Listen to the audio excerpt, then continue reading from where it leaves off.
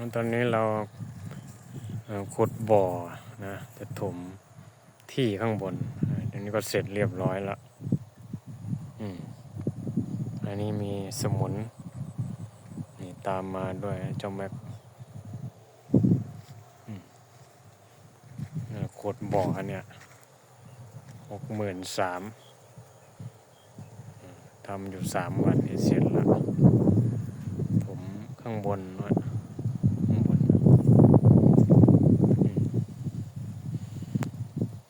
สำรวจตรวจงานเนี่ยเป็นไงบ้างข้างล่างก็เป็นท้องนา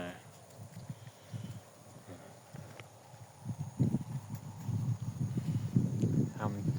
ำไปทีละนิดนะยิงงบแค่นี้ก็ทำแค่นี้เสร็จแล้วงบประมาณ